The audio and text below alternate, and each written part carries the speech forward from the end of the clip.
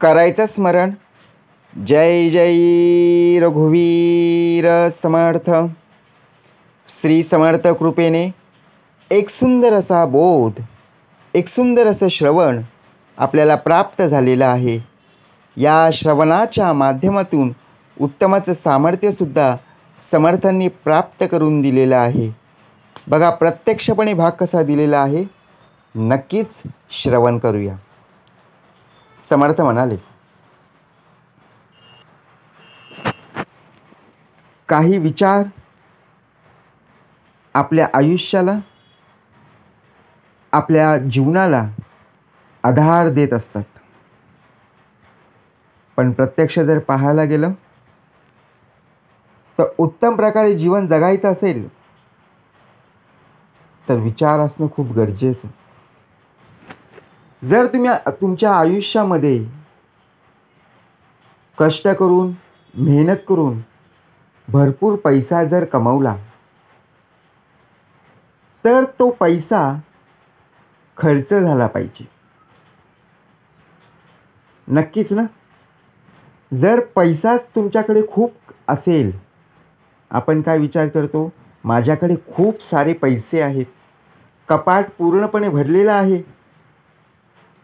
परंतु जर आपण एखादी गोष्ट घ्यायची म्हटली किंवा आपल्या मुलाने सांगितली, आपल्या मुलीने सांगितली, पत्नीने सांगितली किंवा प्रत्यक्षात आईवडिलांनी एखादी वस्तू आणायला सांगितली आणि जर ती वस्तू आपण आणली नाही तर त्या पैशाचा उपयोग काय हो?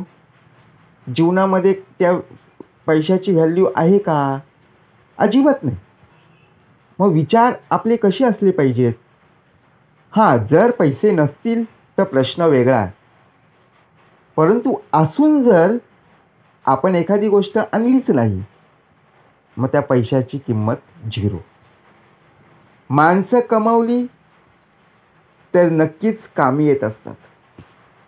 आयुष्यामध्ये जसं पैशाला महत्त्व आहे, त्याच्यापेक्षा कितीतरी पटीने माणुसकीला महत्त्व आहे. माणसं कमवायचे, पैसा सहजपणे कमवता येतो. कष्ट केले, 8 तास 9 तास काम केलं की बघा आपल्याला प्रत्यक्षपणे पैसे मिळत असतात. परंतु माणूस टिकवायचं आहे. माणूस टिकवायचं म्हणजे काय? माणूस कमवायचं म्हणजे काय? आपण जे बोललेलो आहोत, आपलं वर्तवणूक, आपला स्वभाव लोकांना पटणारा हवा.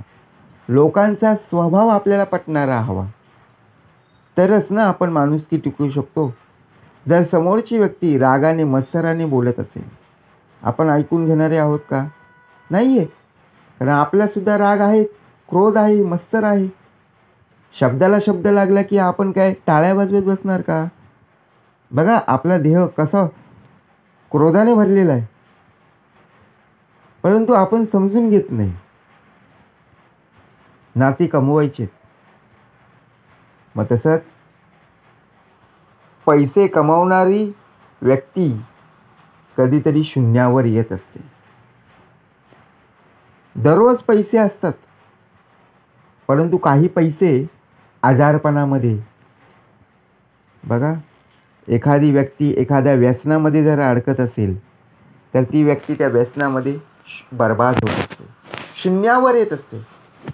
आपण विचार करायचं, अरे ही तर व्यक्ती बघा, त्या व्यक्तीकडे बंगला असायचा, गाडी असायची, सर्व मौल्यवान वस्तू पाहायला मिळायचं. परंतु आज या व्यक्तीची जी परिस्थिती आहे कालांतराने पूर्णपणे बघा बदलली. का झिरोवर आला? का शून्यावर आला?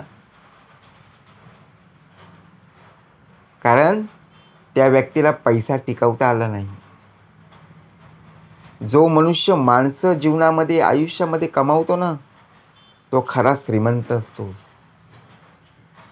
विचार करा, पैसा जसा येत असतो ना, तसाच पैसा निघून जात असतो. पैशाला टिकवणं सुद्धा तेवढंच महत्त्वाचं आहे. आपण पैशाला का महत्त्व देत असतो? बघा, पैसा कमावणं आता सहजपणे सुंदर झालेलं आहे, बरोबर की नाही? परंतु कोणाला फसवून, कोणाला बघा प्रत्यक्ष पण खोटं बोलून जर आपण पैसा कमावत असू तर हा विचार आपल्या डोक्यातून काढलाच पाहिजे. एखाद्या व्यक्तीला जर आपण खोटं बोलून त्याच्याकडून पैसे उकळले, त्याच्याकडून पैसे आपण घेतले, काय जीवनामध्ये आपण कमावलं? चला, एका व्यक्तीला आपण बोललो, त्याच्याकडून पैसे घेतले, पैसा आला, परंतु दुसऱ्या दिवशी त्या व्यक्तीला आपण काय देतो? टाईम देतो. तो टाईम पिरियड संपला. बघा, एखादा 5 महिने देतो, 6 महिने देतो, 1 वर्ष देतो, आणि असं बोलता बोलता 1 वर्ष निघून जातो. आणि जेव्हा ती व्यक्ती बघा आपल्याला समोरासमोर भेटते तेव्हा ती व्यक्ती समोर येत असते, परंतु आपला देह डळमळीत होतो. का? घाबरतो. कारण आपण त्या व्यक्तीशी खोटं बोललेलो आहोत. जो आपण एखादा बघा टाईम दिलेला असतो, त्या टायमामध्येच आपल्याला पैसे द्यायचे असतात, परंतु आपण त्या टायमावर पैसे देत नाही. मग आपण पाऊस असताना छत्री उघडतो की नाही? परंतु समोरून येताना पावसाळ्याचे दिवस असले की आपण मुद्दाम छत्री उघडतो. का? दिसायला नको म्हणून. आणि जर पाऊस नसेल, बघा उन्हाचे दिवस असतील, तेव्हा आपण काय करणार? कसं तोंड लपवणार? एवढं निश्चित आहे ना. मग असं का येतं मनामध्ये प्रश्न? घेताना पैसे आपल्याला चांगलं वाटलं, परंतु देताना आपल्याला का अडचणी आल्या? कारण आपला देह खोटं बोललेला आहे. समर्थ म्हणाले, बरे सत्य बोला यथा तथ्य चाला, भाऊ मानिती लोक तेने तुम्हाला. सत्यपणाने आपण वागलं पाहिजे, बोललो गेलं पाहिजे. कारण आपली कीर्ती, आपले चारित्र्य आपल्याला टिकवायचं आहे. मरावे परी कीर्ती रूपे उरावे. परंतु आपण जर एकमेकांना फसवून लोकांकडून पैसे घेत असू तर जीवनामध्ये काय अर्थ आहे? मग त्या पैशाला किंमत नाही येऊ जर, तो पैसा सर्व आपला हॉस्पिटलमध्ये निघून जातो. खरं आहे, सत्यपणाचं बोल आहे, अनुभवाचे बोल आहेत. कारण प्रत्यक्ष पाहायला मिळतं,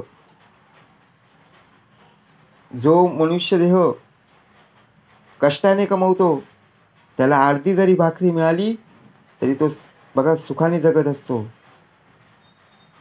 परंतु जो काहीही कष्ट न करता बघा त्याच्याकडे सर्व काही आहे, परंतु ही अवस्था का निर्माण झाली? समर्थ म्हणाले, ज्याच्याकडे दात आहेत त्याच्याकडे चणे नाही आहेत, आणि ज्याच्याकडे चणे आहेत त्याच्याकडे दात नाही आहे. म्हणून रात्र नाही तर स्वप्न बदलत असतं, आणि दिवा नाही तर वाद बदलत असते. आता विचार करा, दिवस रात्र पाहायला जर गेलो, सकाळी दिवस उजाडतो, रात्री रात्र होत असतं. बरोबर? निश्चित. कधी रात्रीचा दिवस झालेला पाहायला मिळालं नाही. निरंजन दिव्यामध्ये आपण तेल ओततो, दिव्यामध्ये काय लावत असतो? कापूस ना, कापसाची वात लावतो ना. का दररोज निरंजन आपण बदलतो? नाही, कापसाची वात फक्त बदलत राहतो. म्हणून काय बदलतं ते निश्चित आहे, ते पाहायचं. मनात नेहमी जिंकण्याची आशा असावी, कारण नशीब बदलो ना बदलो पण वेळ नक्कीच बदलते. आपण लहानपणापासून आत्तापर्यंत सर्वजण मला यशस्वी होऊ दे, मला पास होऊ दे, मला केव्हाही सुखच प्राप्त होऊ दे, असं आपण मनाशी धरून राहायचं. का मनामध्ये एकच प्रश्न उभा राहिला की मला जीच आशा असावी? जर मी हारलो, एखाद्या आपण खेळामध्ये सहभागी झालो आणि त्या खेळामध्ये आपण हारलो, तर संपलं का आपलं आयुष्य? नाही आहे. अहो, खेळ म्हटला की हारजीत ही होणारच आहे. परीक्षा म्हटली की पास नापास होणारच आहोत. म्हणून का आयुष्य संपलं का? नाही आहे. उलट जगण्याची अजून प्रवृत्ती प्राप्त होत असते. एक नवीन आशा देत असते.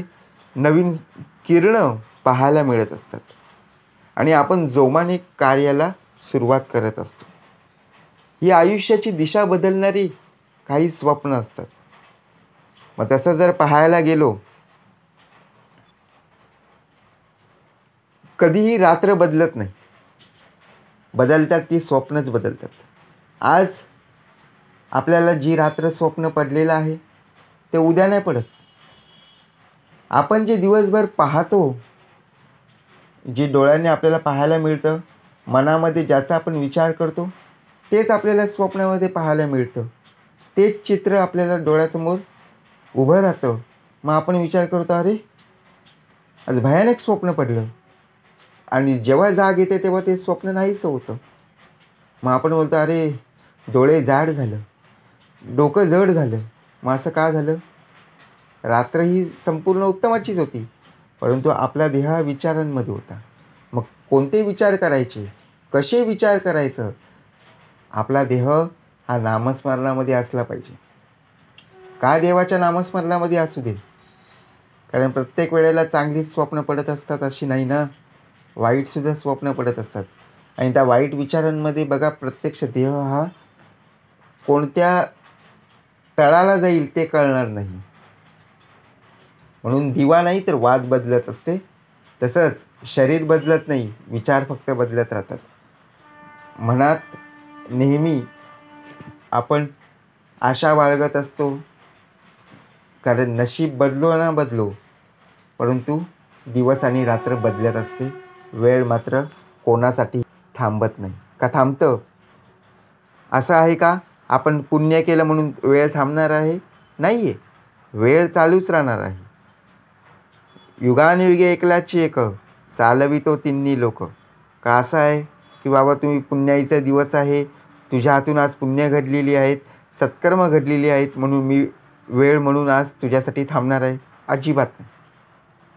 जसा वेळ चालू आहे तसाच वेळ तिथे संपणार आहे.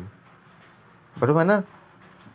म्हणून पक्षी आकाशात हिंडतात ना, त्यावेळी त्यांना बघा कुठे जिथे जायचं तिथे बरोबर जात असतात. का त्यांना सांगावं लागतं, ए त्या झाडावर नको जाऊ, या झाडावर जा? नाही आहे. ते बरोबर स्वतःची घरटी स्वतः बांधत असतात. स्वतःच्या पिल्ल्यांना बरोबर बघा अन्न जी काय खायला असतं बघा बरोबर चोचीमध्ये आणतात की नाही? का त्यांना सांगावं लागतं, बाबा जा साखर घेऊन ये? नाही ना. पशुपक्षी गुणवंत ते असं कृपा करीत ती समर्थ त्यांना बरोबर शिकवण प्राप्त करून दिलेली आहे. म्हणून प्रत्येक पक्षाला त्याची वाट ही अंतःकरणातून शोधावी लागते. यातूनच खरा जीवनाचा जीवनमार्ग बघा सुंदरपणे पाहायला मिळत असतो. म्हणून प्रत्यक्ष भाग समर्थांनी जीवनासाठी आणि आयुष्यासाठी प्राप्त करून दिलेला आहे.